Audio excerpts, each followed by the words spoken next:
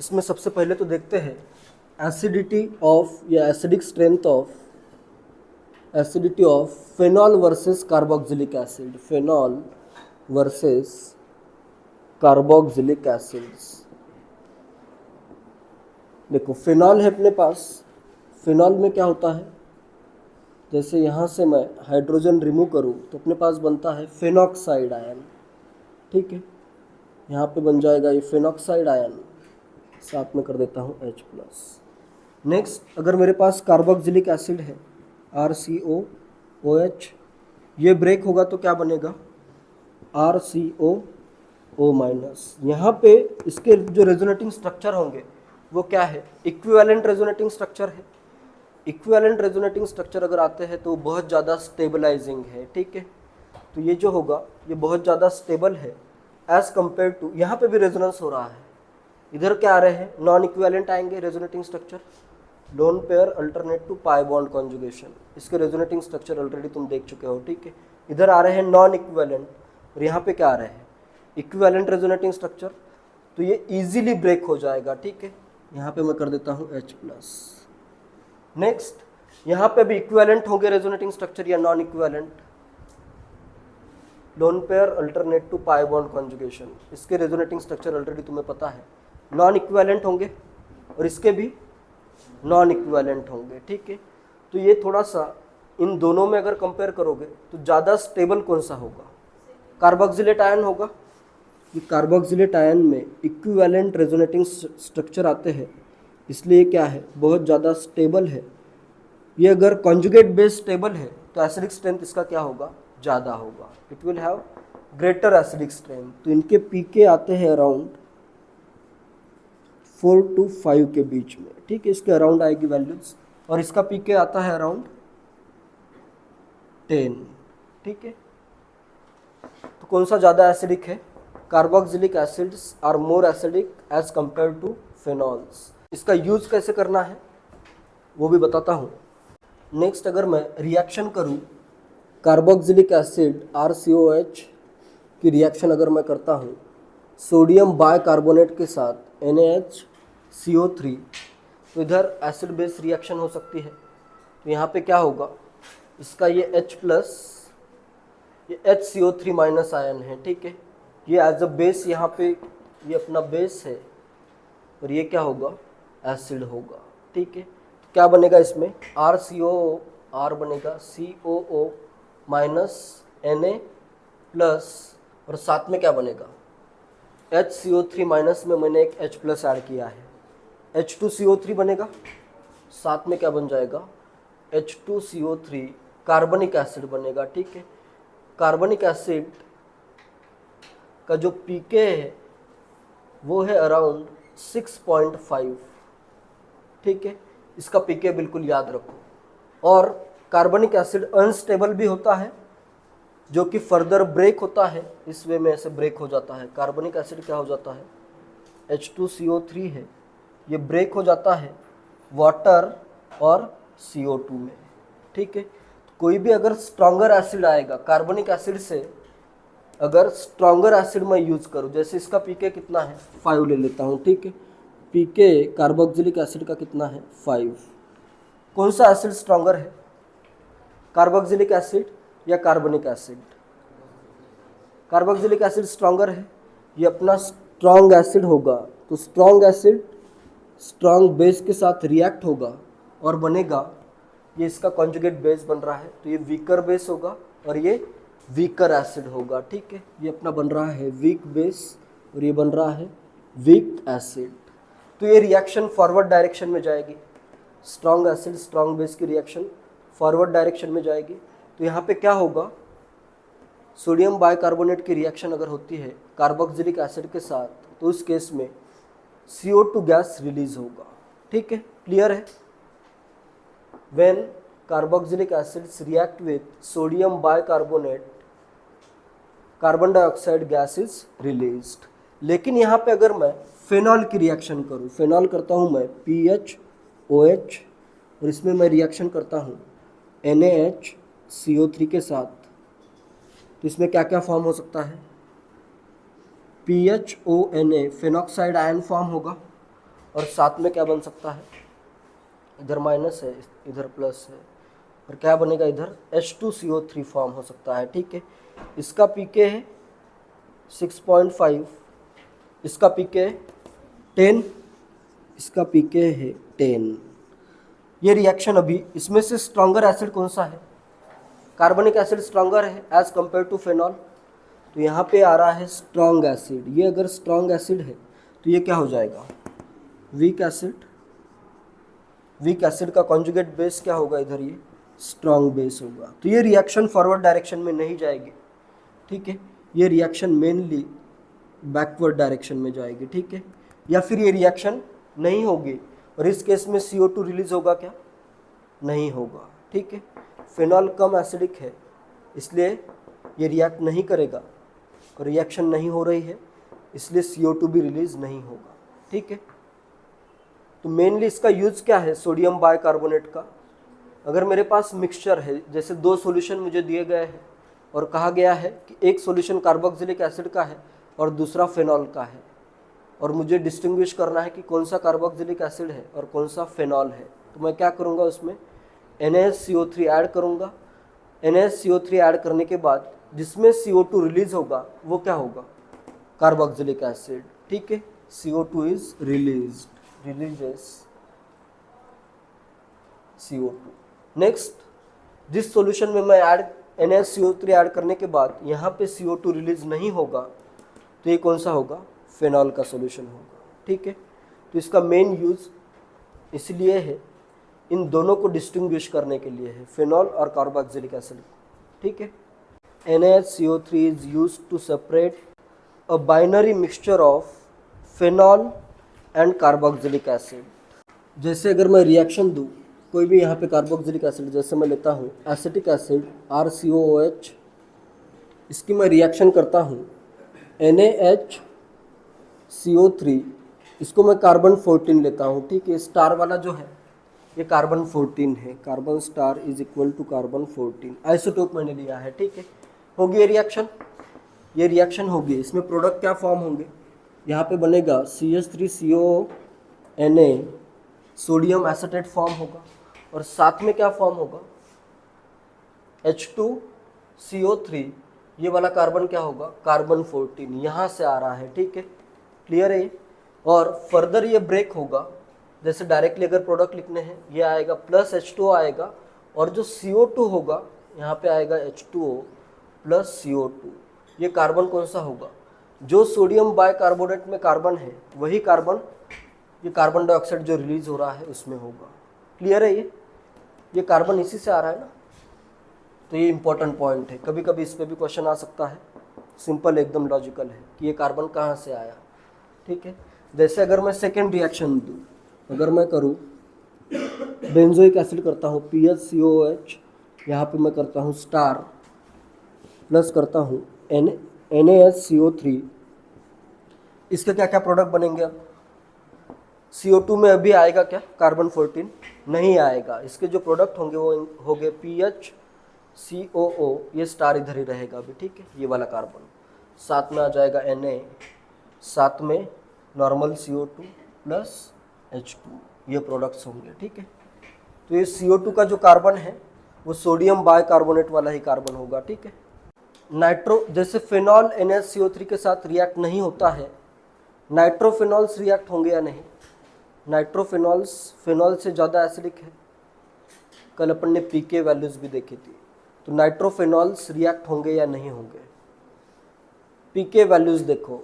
नाइट्रोफिनॉल्स की जो पीके वैल्यूज़ आती है, मेटा नाइट्रोफिनॉल तो कम एसिडिक होगा, तीनों नाइट्रोफिनॉल्स में 8.4 के अराउंड या 8 के अराउंड वैल्यू थी पीके की, और ऑर्थोनाइट्रोफिनॉल है, पैरानाइट्रोफिनॉल है, इनकी पीके वैल्यूज 7 में आ रही थी, ठीक है।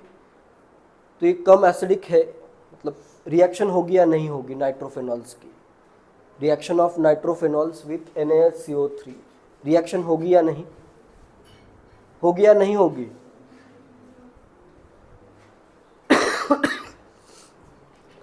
नाइट्रोफिनॉल्स की रिएक्शन NaCO3 के साथ होगी या नहीं होगी ना। H2CO3 यहाँ पे अपना एसिड बन रहा है, इसका पीके कितना है अराउंड 6.5, और जो नाइट्रोफेनॉल्स है उनका पीके कितना है 8 या 7 के अराउंड, तो ये भी नाइट्रोफेनॉल्स भी रिएक्ट नहीं करेंगे, ठीक है। तो नेक्स्ट इंपॉर्टेंट पॉइंट ये है, nitrophenols do not react with NaHCO3, nitrophenols do not react with NaHCO3, but nitrophenols do not react with NaCO3। लेकिन अगर मैं यहाँ पे करता हूँ OH, यहाँ पे करता हूँ एक नाइट्रो और यहाँ पे कर देता हूँ सेकेंड नाइट्रो, अभी क्या होगा इसमें, इसका भी -M लगेगा, इसका भी -M लगेगा, तो इसकी एसिडिक स्ट्रेंथ बढ़ जाएगी। तो ये अगर 1,2,4 डाइनाइट्रो 1,2,3,4 डाइनाइट्रोफेनॉल अगर है तो इसके एसिडिक स्ट्रेंथ ज़्यादा होगी, इसका पीके आता है अराउंड 4, तो ये रिएक्ट हो जाएगा, ठीक है। सिंपल नाइट्रोफेनॉल रिएक्ट नहीं होगा या मोनो नाइट्रोफेनॉल रिएक्ट नहीं होगा, लेकिन डाइनाइट्रोफेनॉल रिएक्ट होगा, ठीक है। यही एग्जांपल मेन है इसमें। यहाँ पे मैं करता हूँ NaCO3, तो इससे क्या फॉर्म होगा, इधर ये फॉर्म हो जाएगा,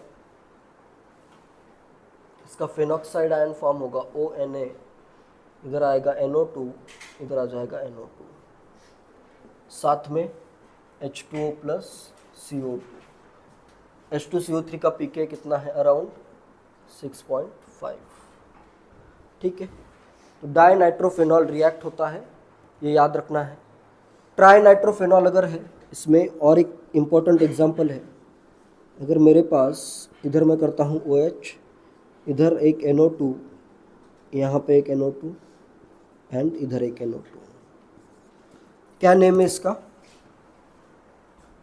इस एसिड का नेम क्या है, इसका नेम है पिक्रिक एसिड। पिक्रिक एसिड तो बहुत ज़्यादा स्ट्रॉन्ग एसिड होगा, यहाँ पे भी -M, इधर भी -M, इधर भी -M, 3 -M लग रहे हैं, ठीक है। इधर लग रहे हैं 2 -M, इधर लग रहे हैं 3 -M, तो ये बहुत ज़्यादा स्ट्रॉन्गर एसिड है। इसका पीके है 0.38, बहुत कम पीके है, तो ये बहुत ज़्यादा स्ट्रॉन्गर है। ये भी रिएक्ट करेगा NaHCO3 के साथ, तो इस केस में भी इधर बन जाएगा ये पिक्रिक एसिड का कॉन्जुगेट बेस, इधर आ जाएगा ONA, NO2,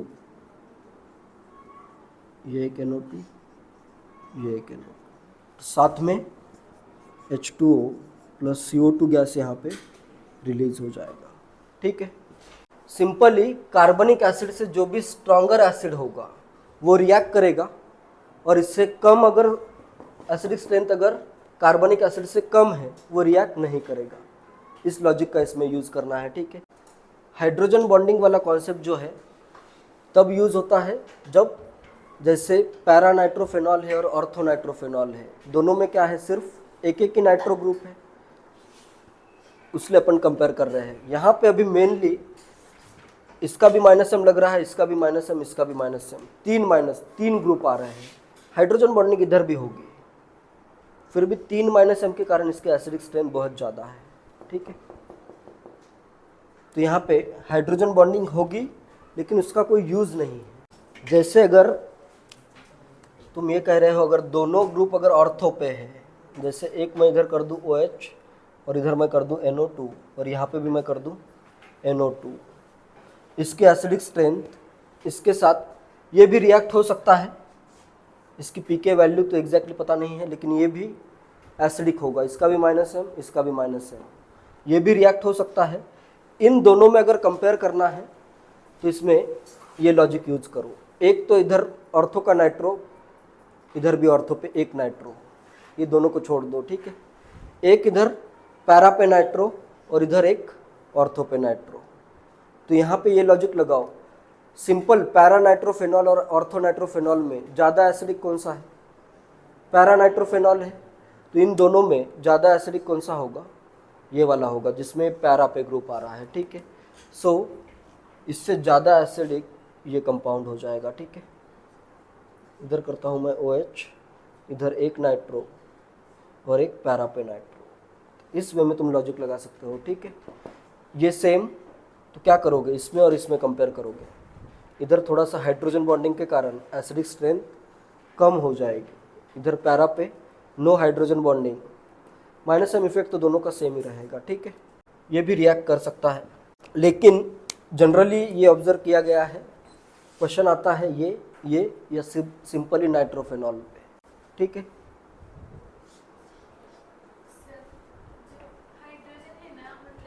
हाँ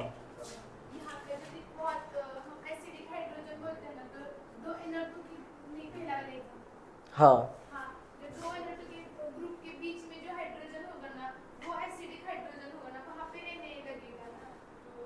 यहाँ पे ऑक्सीजन और कार्बन में ज़्यादा इलेक्ट्रोनेगेटिव कौन सा है, और यहाँ पे अगर मैं H रिमूव भी करूँ तो उसका रेजोनेंस नहीं होगा, कार्बन आयन जो फॉर्म होगा उसका लोन पेयर मतलब जो सब पैरेलल पी ऑर्बिटल है उसके परपेंडिकुलर आ जाएगा, तो यहाँ पे नेगेटिव चार्ज रेजोनेंस में होगा ही नहीं।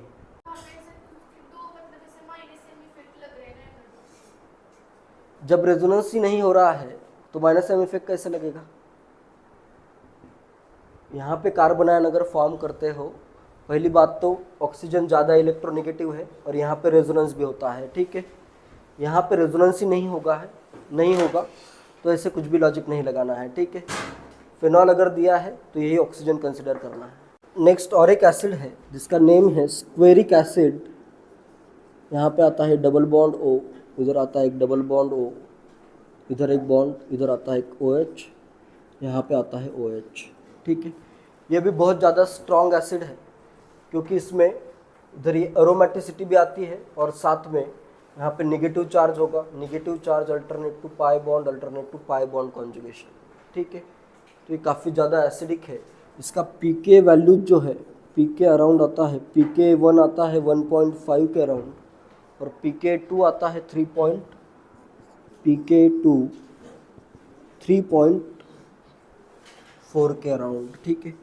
तो दोनों हाइड्रोजन बहुत ज़्यादा एसिडिक है, तो ये भी रिएक्ट होगा NaCO3 के साथ, reacts with NaCO3 to give, दोनों हाइड्रोजन रिएक्ट हो सकते हैं। जैसे अगर मैं दोनों हाइड्रोजन रिएक्ट कर दूं, उसके फिर 2 मोल लग जाएंगे, ठीक है। तो इधर आ जाएगा डबल बॉन्ड O, इधर भी आएगा डबल बॉन्ड O, इधर आएगा O माइनस, साथ में बन जाएगा Na प्लस भी होगा, Na 2H2O प्लस 2CO2, ये फाइनल प्रोडक्ट बनेंगे, ठीक है। इसका नेम है स्क्वेरिक एसिड। ये भी एग्जांपल याद रखो, squaric acid is very acidic and has pK value of 1.5। pK 1 pK 2 का मीनिंग ये है कि जैसे पहले एक H प्लस रिमूव होगा, एक H प्लस पहले रिमूव होगा, फिर क्या बनेगा, इधर आएगा माइनस चार्ज, फिर अगर माइनस चार्ज आता है तो दूसरा H प्लस ईजिली रिमूव नहीं होगा ना, निगेटिव चार्ज H प्लस पे पॉजिटिव चार्ज, ठीक है। तो हमेशा pK 1 ज़्यादा होगा, पहला हाइड्रोजन H प्लस रिमूव करना ईजी है, फिर इस पर एक बार निगेटिव चार्ज आया तो सेकेंड H प्लस रिमूव करना थोड़ा सा टफ है, तो pK 2 की वैल्यू ज़्यादा आ जाती है, ठीक है। हर कंपाउंड में यही होगा। ये which gas is evolve in following reaction, हर एक रिएक्शन में कौन सा गैस इवॉल्व होगा ये तुम्हें फाइंड करना है। फर्स्ट रिएक्शन हो गया, नहीं होगी, ये तो बहुत ज़्यादा स्ट्रॉन्ग है, इसका pK अराउंड आता है, निगेटिव में आता है, ठीक है, -6.5 के अराउंड, ये बहुत ज़्यादा स्ट्रॉन्ग एसिड है। तो ये रिएक्ट होगा, इसमें H प्लस ऐड करोगे तो कौन सा गैस रिलीज होगा, CO2 गैस यहाँ पे रिलीज हो जाएगा, ठीक है। सेकेंड रिएक्शन में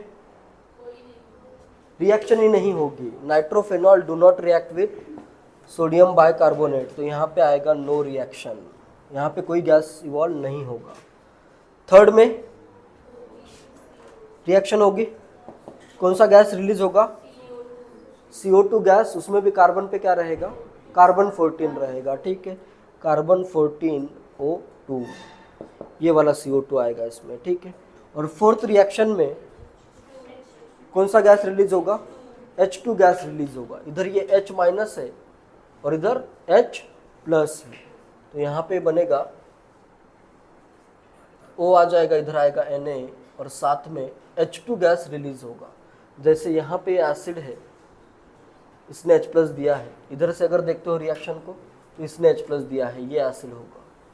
इसका pK अराउंड 10, इसका pK अराउंड 35। H2 बहुत वीक एसिड है, ठीक है, तो यहाँ पे H माइनस बहुत ज़्यादा स्ट्रॉन्ग बेस होगा, वेरी स्ट्रॉन्ग बेस, बहुत ज़्यादा स्ट्रॉन्ग बेस है, तो ये H प्लस के साथ रिएक्ट होगा और H प्लस और H माइनस के रिएक्शन से H2 गैस यहाँ पे रिलीज होगा, ठीक है।